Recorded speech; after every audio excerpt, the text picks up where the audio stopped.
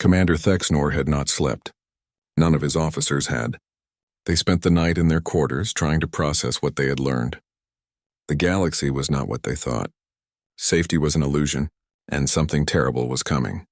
When Ambassador Hune arrived in the morning, his expression was serious. "I understand this is difficult, but if you want to truly understand our situation, you need to see what we have built." They boarded a human transport ship. It was sleek and fast, moving through space as if the laws of physics were merely suggestions. Through the windows, they watched Earth Station Prime disappear behind them. The ship carried them toward the sun. "Where are we going?" Rinva asked nervously. "Mercury," Mira replied. She sat across from them, reviewing data on a tablet. "Our primary manufacturing facility." As they approached, Thexnor saw something impossible. Mercury had been completely transformed. The entire planet gleamed with metal. Massive structures covered every surface. Energy collectors pointed at the sun, drawing power from the star itself. "We converted the entire planet into a machine about 180,000 years ago," Mira explained. "It uses solar energy to manufacture materials at scales you cannot imagine. We can produce 1,000 warships in a single week." The ship descended to a landing platform. Through specialized windows, they saw the surface of Mercury. It was alive with activity. Machines the size of mountains moved materials. Fabrication facilities stretched to the horizon. And heat, tremendous heat, contained and channeled and used. A human engineer named Borum met them on the platform.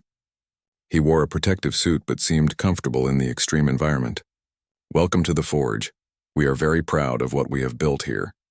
He led them through observation corridors where they could see the manufacturing process. Raw materials moved on conveyor systems that stretched for kilometers. Machines assembled components with perfect precision. Ships took shape in massive construction bays. "The entire process is automated," Borum explained, "supervised by artificial intelligence systems. We can produce weapons, ships, stations, whatever we need. As long as the sun burns, the forge never stops." Nalcor watched a warship being built. It went from raw metal to finished vessel in less than 3 hours. "This military capacity is terrifying." "Yes," Borum agreed simply. "It is meant to be." They returned to the transport. The next destination was far from the sun, out in the cold darkness of the Kuiper Belt. When they arrived, Thexnor saw a testing facility floating in empty space. Taman was waiting for them here. He looked different now, more like a military officer than a liaison. "We need to show you our weapons. Not to threaten you, but so you understand what humanity is capable of." The observation room had thick windows looking out into empty space. Far in the distance, Thexnor could see a large asteroid. It was several kilometers across. "That asteroid is our target," Taman explained. "We will demonstrate 3 weapon systems. Please observe carefully." The first demonstration began.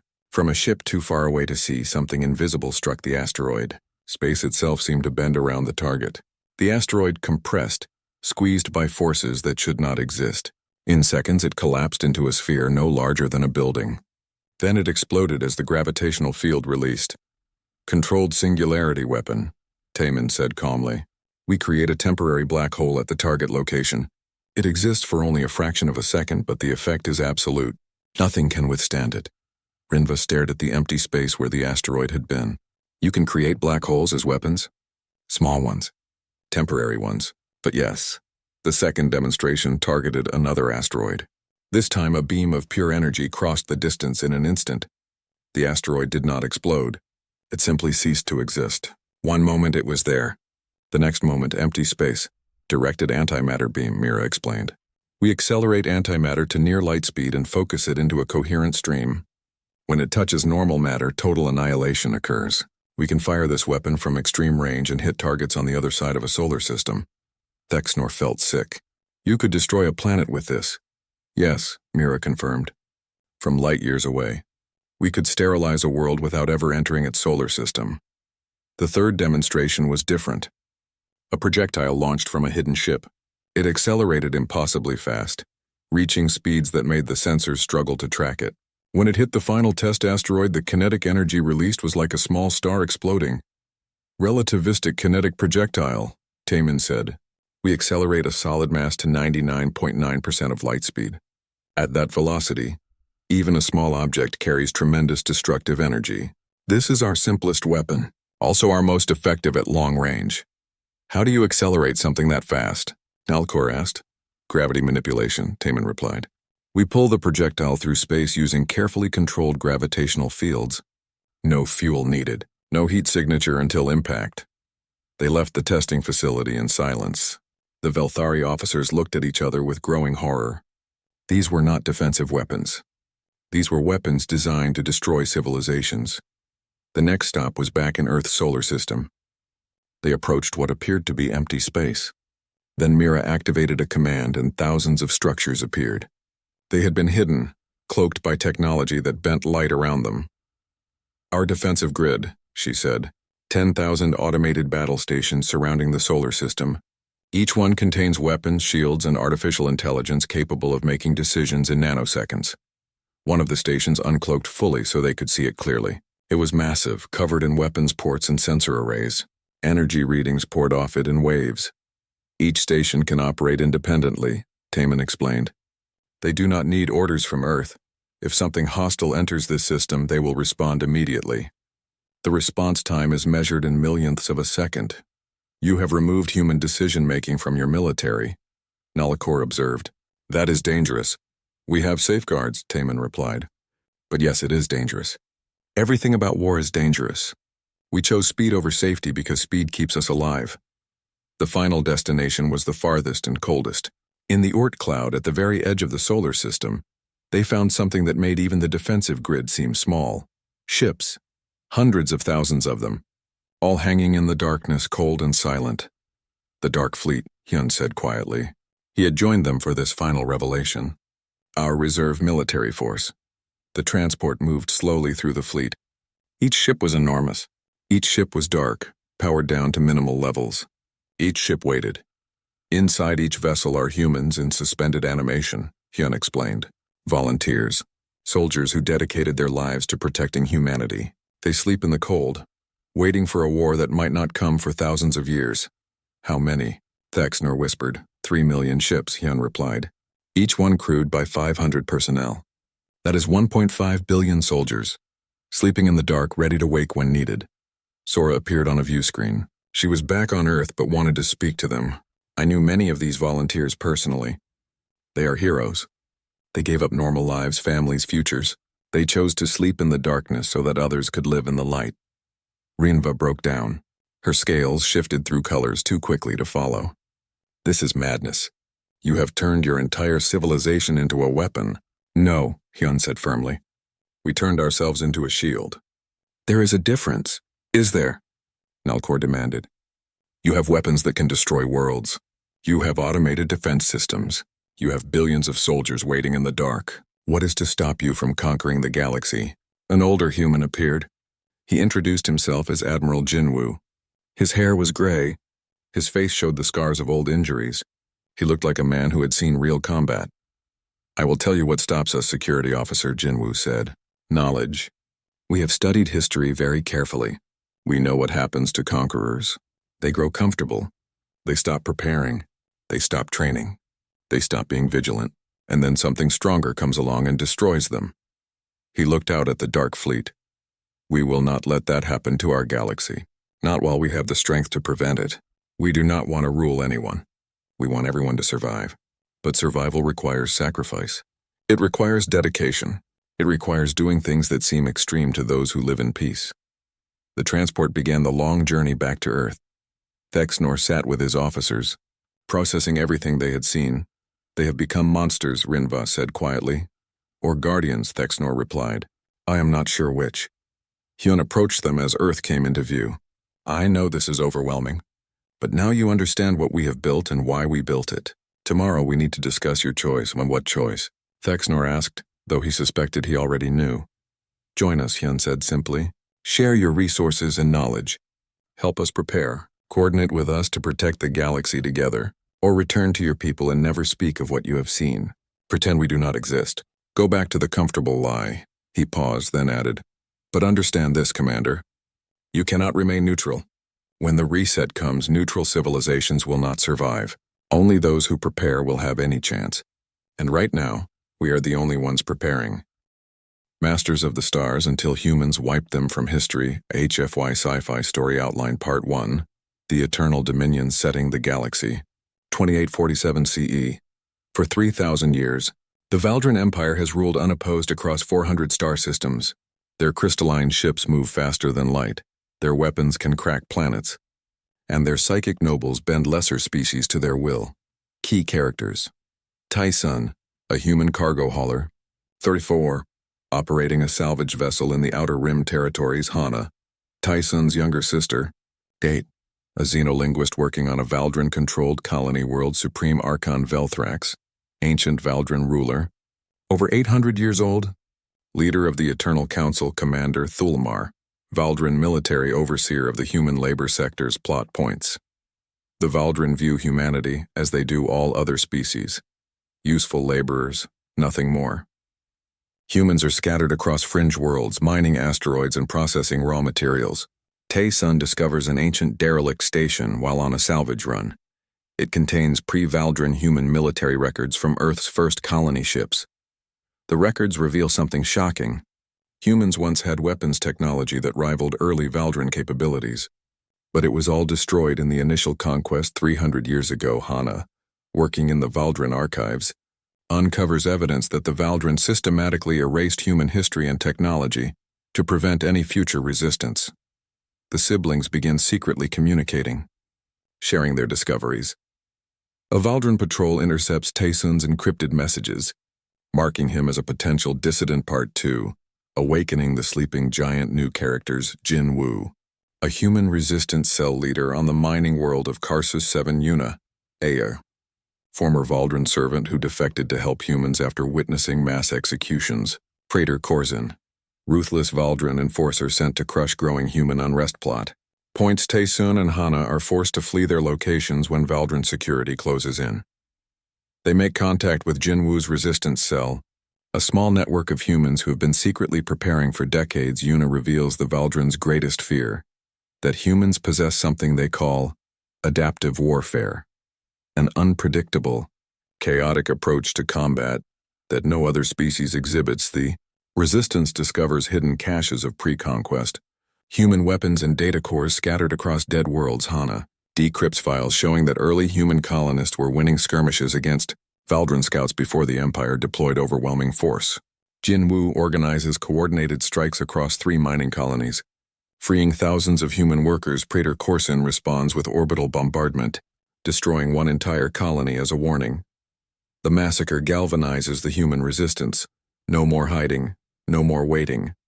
Tai-Sun proposes a desperate plan: reverse engineer human weapons technology and combine it with salvaged Valdran systems. Part 3, The Forge of Defiance. New characters: Dae-Hyun, a brilliant human engineer who worked on Valdran ships, now joins the resistance. Kyung-Mi, a combat instructor training human fighters in guerrilla warfare. High Executor Zin Thera, Valdran Council member, who begins to see humans as an actual threat. Plot point: 6 months pass. The resistance grows from thousands to hundreds of thousands across multiple systems. Dae-Hyun successfully integrates human AI systems with Valdran power cores, creating hybrid weapons that are faster and more adaptable. Kyung-Mi's trained fighters employ unconventional tactics that confuse Valdran commanders: ambushes, false retreats, psychological warfare. The resistance captures a Valdran corvette in a daring raid. Gaining access to their navigation network, Tai-Sun leads a strike team that destroys a Valdran cloning facility, disrupting their ability to quickly replace troops. High Executor Zin Thera presents evidence to the Eternal Council that humans are unlike any species they've faced. They don't just resist, they innovate during conflict. The Council dismisses her warnings, sending a battle fleet to crush the main human stronghold in the Battle of Broken Chains. The human fleet, converted cargo ships and salvaged fighters, uses swarm tactics and kamikaze drones to destroy 3 Valdran battle cruisers. The galaxy watches in shock. For the first time in millennia, the Valdran have been defeated in open combat. The Valdran Empire declares total war on humanity. Part 4, The Long Night. New characters: Admiral Sung-Ho, former human merchant captain, now leads the unified human fleet. Yun-Ji, a human spy embedded in the Valdran government who provides critical intelligence.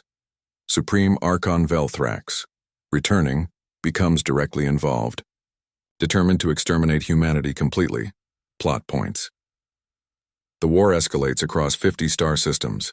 Humanity is outnumbered 100 to 1. Admiral Sung Ho implements Doctrine Chaos. No standardized tactics. Every engagement uses different strategies. Valdren commanders cannot predict human behavior. Their psychic foresight fails against human unpredictability. Yunji leaks information about the Valdren Council's location and security protocols. Hana discovers the Valdren's ultimate secret. Their empire is dying. Their reproduction rates have plummeted, and they're sustained by cloning and life extension technology. The Valdren launch the Purge, a campaign to exterminate humanity from every world simultaneously. Billions of humans die in orbital bombardments and ground invasions. But for every world the Valdren sterilize, human survivors spread to 2 more. Jinwu organizes refugee fleets that establish hidden colonies in uncharted space. Tysoon, now a legendary figure, leads a suicide mission into Valdren core space. The mission succeeds. They destroy the central cloning facility that produces 60% of Valdren military forces. The Valdren Empire begins to fracture as resources drain and victories become impossible. Supreme Archon Velthrax makes a final decision: activate the world breaker, an ancient weapon that can cause stars to go supernova. Part. Farseers and Ascension plot points. The Valdren prepare to destroy Sol, humanity's ancestral home system. With the world breaker, Admiral Sung Ho assembles every available human ship for a final assault on the Valdren homeworld. Daehyun and Hana work together to hack the world breaker's control network using Yunji's intelligence. In the climactic battle of the Crystal Throne, human forces fight through the Valdren's last defense fleets. Kyung-mi leads ground troops onto the Valdren homeworld itself, something no enemy has done in 3,000 years. Tai-sun confronts Supreme Archon Velthrax in the command chamber of the world breaker. The Archon, ancient and weary, reveals the truth. The Valdren conquered the galaxy because they feared loneliness, feared being the only ones who could reach the stars. But in their quest for control, they created what they feared most: eternal enemies. Tai-sun offers a choice: surrender and coexist, or be destroyed completely. Velthrax refuses, activating the world breaker, but Hana's hack works, redirecting the weapon toward the Valdren homeworld. Tai-sun escapes as the Valdren civilization collapses in a wave of stellar fire. The surviving Valdren surrender unconditionally across all systems. Epilogue. 25 years later, Yuna, now elderly, maintains a museum of Valdren history on a human world, ensuring they're remembered, not forgotten. Jinwu serves as the first human ambassador to the Galactic Assembly of Free Species. Hana has written the definitive history of the war. Titled Masters of the Stars, Daehyun's hybrid technology has revolutionized space travel for all species. Tae-sun, retired, lives quietly on a frontier world with his family. A young human child asks him, "Did we really wipe them from history?" Tae-sun replies, "No, we taught the galaxy that no one gets to be master. Not them, not us. Never again." Themes: the danger of eternal empires and absolute power, humanity's adaptability as both strength and curse, the cost of freedom and the price of revenge, remembering versus erasing history, that the oppressed, when freed, must choose to be different than their oppressors. The end. The council chamber was circular and enormous. Seats arranged in tiers surrounded a central platform where holographic displays could appear. Commander Thexanor and his officers sat in comfortable chairs that had appeared just for them. Around them sat dozens of humans, all watching with quiet attention. Ambassador Hyun stood at the center. "Before we begin, I want to introduce someone special. She will help us explain what we have learned." An elderly woman walked slowly to the platform. Her hair was pure white. Her face showed countless wrinkles, but her eyes were clear and sharp. She moved with the careful grace of someone very, very old. "This is Sora," Hyun said. "She is a keeper of memory." Sora smiled at the Velthari. "I was born 127,000 years ago," she said simply. "I have lived through what you would call suspended animation and biological regeneration. I remember when we first started exploring beyond our solar system. I remember when we found the truth." Rinva made a choking sound. 27,000 years? That is impossible." "Many things we do would seem impossible to you," Sora replied gently. "Death was a problem. We solved it. Not completely, not permanently, but enough. Some of us choose to live for very long times, to maintain continuity of knowledge and experience. She moved to the center platform. The lights dimmed. Holographic images appeared around them, showing the galaxy from above, a beautiful spiral of stars. We began exploring carefully about 350,000 years ago, Sora explained. Silent probes. Observation stations hidden in deep space. We wanted to understand the galaxy before we announced ourselves to it. The holographic galaxy filled with dots of light, thousands of them. We detected spacefaring civilizations, at first just a few, then dozens, then hundreds, then thousands. More dots appeared. Currently, we have identified 47,329 species with space travel capability. Thexnor felt dizzy. The Velthari know of only 3,200 spacefaring species. Yes, Sora said. The galactic community you belong to knows only a small fraction of what exists. Most species never meet each other. Space is vast. Most civilizations stay in their local regions. Why have you not contacted them? Nalcor demanded. Why hide? Sora's expression became sad. Because we found a pattern. A terrible pattern. And once we understood it, we realized we could not trust the galactic community to handle the truth. The holographic display changed. It showed a timeline stretching back billions of years. Dots appeared and disappeared along the timeline. We found ruins, Sora explained. Ancient ruins. Megastructures abandoned in deep space. Dead worlds that once held advanced civilizations. Technology left to decay. Mira stood and joined Sora on the platform. At first, we thought these were just failed civilizations. Species that destroyed themselves or died from natural causes. But the pattern was too consistent. The timeline highlighted sections in red. Every 50 to 100 million years there is a gap. A period where all advanced civilizations vanish completely, suddenly. No survivors, no records. Just empty ruins and silent machines. The chamber was completely quiet. Every Velthari officer stared at the display.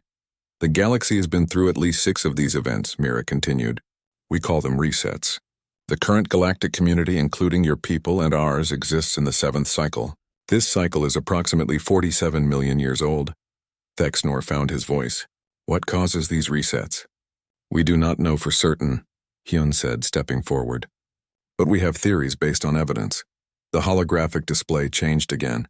It showed the galaxy from the side, then zoomed out further. Beyond the galactic rim, in the vast empty space between galaxies, strange signals appeared as waveforms. Our deep space probes detected these signals about 280,000 years ago, Hyun explained. They come from outside our galaxy. They are not natural. They follow mathematical patterns that suggest intelligence. The signals pulsed in the display, regular and steady. At first we thought they might be attempts at communication from another galaxy, Mira said. But when we analyzed the patterns more deeply, we found something else. They are not greetings. They are measurements. Measurements of what? Rinva asked, though her scales showed she already feared the answer. Of us, Mira replied. The signals sweep through the galaxy at regular intervals. They detect technology, energy usage, radio transmissions, anything that indicates advanced civilization. Sora manipulated the display. It showed the ruins of ancient civilizations. We examined these ruins very carefully. Many of them show signs of attack. Planetary defenses that were overcome.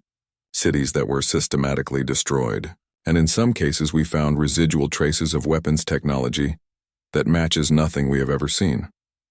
You are saying something comes from outside the galaxy and destroys advanced civilizations? Thexnor asked, his voice shaking. Every 50 to 100 million years, yes, Hyun confirmed. When civilizations reach a certain level of advancement, they become visible to whatever is out there. And then they are eliminated. Taman stood and walked to the display. He pointed at the current galactic community. Right now there are thousands of spacefaring species.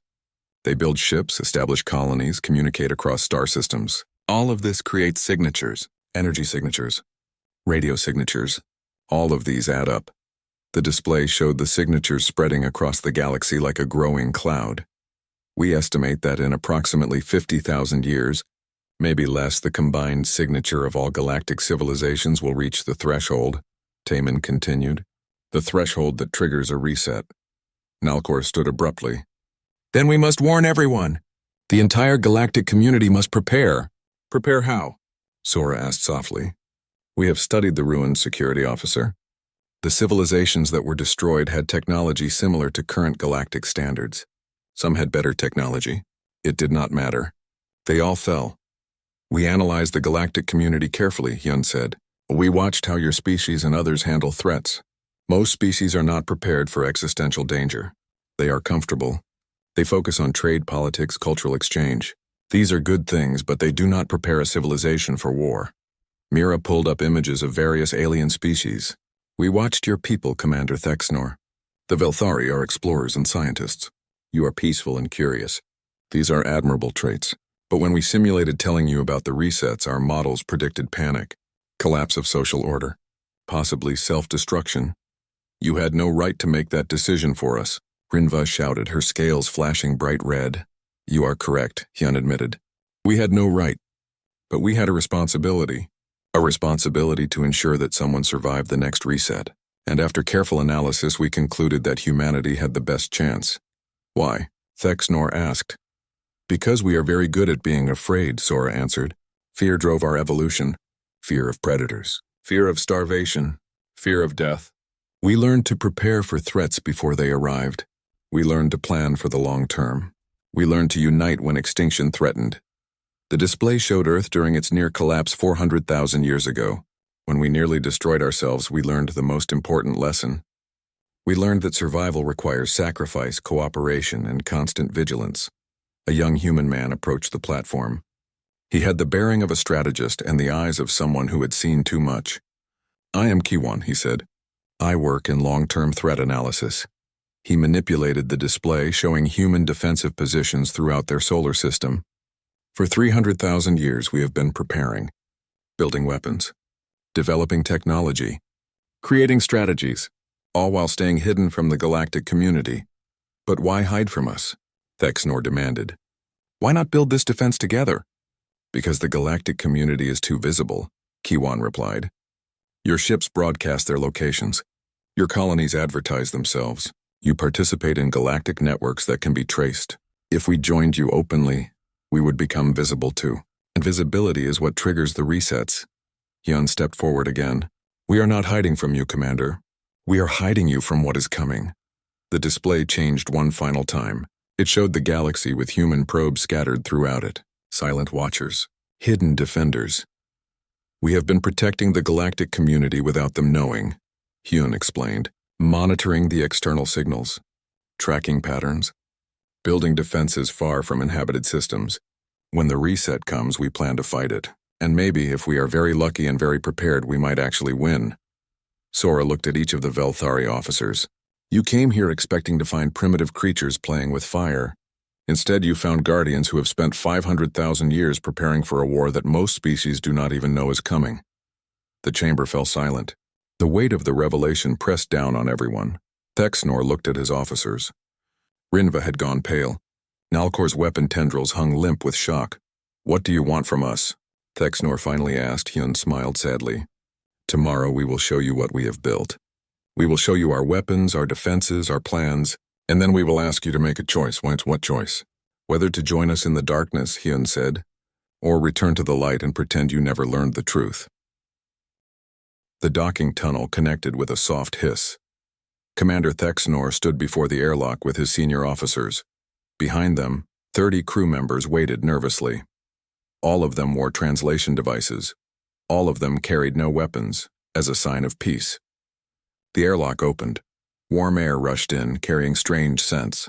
Something like flowers. Something like machinery. Something alive and active. 3 humans stood waiting on the other side. The first was a tall man with dark hair and calm eyes. He wore robes of deep blue that seemed to shift in the light. He smiled and bowed slightly. Commander Thexnor, I am Ambassador Hyun. On behalf of humanity, welcome to Earth Station Prime. Next to him stood a woman with sharp eyes and quick movements. She wore practical clothing covered in devices. I am Mira, head of the station's science division. The third was a younger man with a military bearing. His posture was relaxed but ready. Taemin, security liaison. I am here to ensure your safety and comfort. Thexnor returned the bow. We are honored by your welcome, though I must admit we are confused. Your advancement is remarkable. Hyun's smile never wavered. Come, let us show you what 500,000 years can accomplish. They walked through corridors that seemed alive. Lights appeared where they were needed and faded behind them. The walls showed images of space, making it feel like walking through the void itself. Human workers passed them, nodding politely. Some looked entirely human. Others had visible cybernetic enhancements. Metal and flesh merged seamlessly. Science Officer Rinva could not stop staring at everything. Her scales shifted colors rapidly, processing too much information too quickly. They entered a vast chamber. Hyun called it the Museum of Humanity. It stretched in all directions, filled with displays and holograms. We thought you might appreciate context, Hyun said. Please, take your time. The first displays showed early humans, living in caves, making tools from stone, hunting animals, exactly as the ancient Velthari records described. But then the displays moved forward in time. Agriculture, cities, writing, mathematics, art and music, and philosophy. The humans had climbed slowly but steadily. Wars happened. Empires rose and fell. Knowledge accumulated. We were like children, Mira explained, walking beside them, learning through trial and error, making the same mistakes repeatedly. The displays showed humanity's industrial age, machines and factories, then computers and digital technology. Space travel began, the first human on their moon, the first stations in orbit. This is still within normal development patterns, Rinva observed. Many species follow similar paths. Yes, Hyun agreed. Until this point we were typical. The next display made Thexnor stop walking. It showed Earth burning. Not literally, but the hologram displayed rising temperatures, collapsing ecosystems, and wars over resources. Cities underwater, refugees in the millions, nuclear weapons detonating. About 400,000 years ago, we nearly destroyed ourselves, Hyun said quietly. Climate change, resource depletion, weapons of mass destruction. We came within a few decades of extinction. What saved you? Thexnor asked. Desperation, Mira answered. When you face death, you either surrender or adapt. We chose to adapt. The displays showed what came next. Humanity unified under a single government, not through conquest, but through necessity. They called it the Earth Collective. Resources were shared. Knowledge was shared. The entire species focused on survival. But survival was not enough. They wanted more. The displays showed humanity taking control of their own biology. Genetic engineering eliminated diseases. Lifespan extended. Intelligence enhanced. Then came cybernetic integration. Humans began merging with their machines. Not replacing themselves, but improving themselves. We call it the awakening, Hyun explained. The point where we stopped being victims of evolution and became its masters. Security Officer Nalcor watched the displays with growing alarm. You altered your own species? We did, Mira confirmed. Carefully, ethically. Always preserving what made us human. Our emotions, our creativity, our drive to explore and understand. We enhanced these traits rather than removing them. The displays showed humanity spreading through their solar system. Mars transformed. Venus cooled and given an atmosphere. Moons of Jupiter and Saturn colonized. The asteroid belt mined for resources. All of this happened in mere thousands of years. Your species should not be able to advance this quickly, Rinva said. It violates established development patterns. Mira smiled. We learned that rules are made to be broken. When you enhance your intelligence, you can solve problems faster. When you extend your lifespan, you can work on longer projects. When you network your minds, you can share knowledge instantly. Everything accelerated. They moved to another section of the museum. This one showed technology that made the Velthari officers uncomfortable. Fusion reactors that powered entire planets, antimatter engines, quantum computers, and something else. Something that looked like they were manipulating space itself. Is that gravity control? Thexnor asked carefully. Yes, Hyun said simply. We mastered it about 200,000 years ago. The Velthari had been trying to master gravity control for 50,000 years. They had failed repeatedly. The mathematics alone was beyond their greatest minds. Taemin led them to an observation deck. Transparent walls showed space in all directions. Earth hung below, beautiful and transformed. But Taemin pointed upward toward something in the distance. Through the windows they could see something massive moving, an asteroid, easily the size of a mountain. But it was not drifting randomly. It moved with purpose and precision, and it was not being pushed by ships or engines. Rinva pulled out her scanning device. Her scales turned white with shock. It is moving through controlled gravitational fields. They are pulling it exactly where they want it. The precision required for this is impossible. Not impossible, Mira corrected gently. Just very difficult. We have been practicing for a long time. Nalcor watched the asteroid move and realized something horrifying. If you can move an asteroid with that much control, you can move anything. Ships, planets. You could use gravity as a weapon. Taemin met his eyes. We could, but we do not. We have rules, security officer. Strong rules about what we build and why we build it. They returned to a smaller meeting room. Comfortable chairs appeared from the floor. Drinks were offered perfectly suited to Velthari biology. Somehow the humans knew exactly what they could safely consume. Thexnor sat and looked at Hyun. I must ask the question that concerns us most. How far have you spread? Are there human colonies beyond this system? Hyun's smile faded slightly. He exchanged glances with Mira and Taemin. Some silent communication passed between them. That is a complicated question, Commander, Hyun said carefully. The answer requires context you do not yet have. What context? Thexnor demanded. Context about the galaxy, Mira said. About what we have discovered in 500,000 years of observation. About what we have learned from watching other species. We have been watching you, Taemin added. Watching the Velthari and dozens of other spacefaring species. Learning from you. Understanding how the galactic community works. Rinva's scales shifted to deep red. Anger. You have been spying on us? We have been learning, Hyun corrected. There is a difference. We needed to understand the galaxy before we revealed ourselves to it. Why? Thexnor asked. Hyun stood and walked to the window. He looked out at Earth, at the planet his species had transformed. When he spoke, his voice was heavy with burden. Because we discovered something, Commander. Something that terrified us. Something that changed everything we thought we knew about the universe. He turned to face them.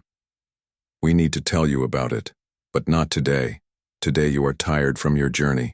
Tomorrow, we will show you the truth, and I promise you, after. Tomorrow you will understand why we have been so careful. The Velthari officers were shown to quarters that were surprisingly comfortable. The rooms adapted to their needs automatically. Food appeared that was safe for them to eat. The beds adjusted to their body shapes, but none of them could sleep well. They all wondered the same thing. What had humanity discovered that scared them so badly? And why did these advanced, powerful beings still feel the need to hide? Outside their windows, Earth turned slowly below them. A world transformed by 500,000 years of human ambition and ingenuity. Tomorrow they would learn the truth. Tomorrow everything would change. Thexnor stood at his window for hours, watching human ships move through space with impossible grace. He thought about his comfortable life in the Velthari exploration fleet. He thought about the peaceful galaxy he thought he knew. He had a feeling that peace was about to be shattered. The Velthari delegation gathered in their quarters aboard Earth Station Prime. 3 days had passed since they saw the Dark Fleet. 3 days of argument and debate and fear. Commander, Thexnor listened to his officers argue. They had done nothing but argue since returning. We must warn the galactic community, Rinva insisted. She had said this at least 100 times. Everyone deserves to know the truth, and cause galaxy-wide panic. Nalcor countered. The humans are right about one thing. Most species are not prepared for this knowledge. It would destroy civilizations from the inside. Then what do you suggest? Rinva demanded.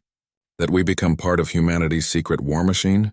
I suggest we survive, Nalcor replied coldly. That is what matters. Thexnor had remained quiet for most of the debate. He had been thinking, analyzing, trying to see the situation from every angle. Now he made his decision. We join them, he said. The room fell silent. Commander? Rinva asked, her scales showing confusion. We join humanity, Thexnor repeated. But we do it carefully. We tell our government the truth. We share what we have learned. And we coordinate with humanity to begin preparing our own people. The Velthari are scientists and explorers, Nalcor said. We are not warriors. Then we learn to become warriors, Thexnor replied. Or we find other ways to contribute. Manufacturing, research, intelligence gathering. There are many ways to fight a war. A young Velthari analyst named Kexra had been reviewing the data humanity provided. She had barely spoken during the debates, too focused on her work. Now she looked up with frightened eyes. Commander, I need to show you something. She pulled up the holographic display showing the reset pattern. I have been analyzing the timeline. The humans are correct that resets happen every 50 to 100 million years. But they missed something important. She highlighted the gaps between resets. Look at the timing. The first reset we have evidence for happened 312 million years ago. The next was 260 million years ago, then 208 million, then 155 million, then 103 million, then 47 million years ago. Thexnor saw it immediately. His heart sank. The gaps are getting shorter. Yes, Kexra confirmed. Whatever causes the resets is coming more frequently. The pattern is accelerating. If we follow the mathematical trend, the next reset should happen in approximately 35,000 years, not 50,000. The room went silent again. 15,000 years less than humanity estimated, barely any time at all on a galactic scale. The humans need to know this, Thexnor said. They requested an immediate meeting with Ambassador Hyun. Within an hour, they were in a secure conference room. Hyun brought Mira, Taman, and several other human officials. Kexra presented her findings. The humans listened carefully. When she finished, Mira and several human scientists began frantically checking the calculations. After 10 minutes, Mira looked up with pale skin. She is correct. We missed the acceleration pattern. We were too focused on the average interval. But the trend is clear. The resets are happening more frequently. Why? Hyun asked. What would cause the interval to shorten? Perhaps whatever is out there is getting stronger, Taman suggested. Or more numerous. Or more aggressive. Or hungrier, Mira added darkly. An alarm suddenly sounded throughout the station. Red lights flashed. Humans moved with urgent purpose but no panic. They had drilled for this. Hyun touched a communication device. Report, a voice replied. Deep Space Monitoring Station 447 has detected a signal surge. The external signals from beyond the galaxy have increased in strength by 40%. They are also changing pattern. Changing how? Hyun demanded. They appear to be converging. Multiple signal sources are coordinating. And Admiral, there is something else. The signals are forming what appears to be a countdown sequence. The conference room fell silent. Everyone looked at each other with the same thought. This was it. The confirmation they had dreaded. How long? Hyun asked quietly. Based on the pattern progression, approximately 50,000 years until the countdown reaches 0. Mira laughed, but it was not a happy sound. With the accelerated reset pattern, that matches Kexra's calculation. Whatever is coming, it is already measuring us, already preparing. Thexnor made his decision final. We need to formalize our alliance now, today. We cannot waste any more time. Hyun nodded. Agreed, let us begin. The alliance was formed in secret. The Velthari would return to their homeworld and inform their government of the truth. But they would do so carefully, revealing the information only to the highest levels of leadership. Publicly, they would report that Earth was still a primitive world, quarantined and protected. The Velthari would begin preparing their people, building defenses, developing new technologies, all while maintaining the appearance of normal exploration and scientific work. In return, humanity would share defensive technology, training programs, manufacturing techniques, and most importantly, they would coordinate intelligence gathering across the galaxy. We need to find others who can handle the truth, Hyun said, species that are strong enough, wise enough, or desperate enough to join us. Over the following months, the program began. Carefully selected members of other species were approached. Some were scientists who had noticed anomalies in the galactic record. Some were military officials who understood strategic thinking. Some were simply individuals who could handle difficult truths. Many refused to believe. The idea of a cyclical galactic extinction was too large, too terrible. Some of those who refused tried to expose the conspiracy, but they found that humanity's control of information networks was absolute. Their warnings disappeared into silence. A few species joined the alliance, not many. Most preferred comfortable ignorance. A species called the Thren, warriors by nature, joined immediately when shown the evidence. They began building weapons and training soldiers with enthusiasm that worried even humanity. A crystalline species called the Nephril, who thought on geological timescales, studied the data carefully for 3 years before agreeing. They began converting entire asteroids into defensive platforms. A water-dwelling species called the Drev contributed their expertise in building hidden underwater facilities. They turned the ocean worlds of their system into secret military bases. The alliance grew slowly, carefully, always in secret. 10,000 years passed. Commander Thexnor had died long ago, but his legacy continued. His great-great-grandson, also named Thexnor, now served as a liaison between the Velthari and humanity. Keeper Sora was still alive, impossibly old but still sharp.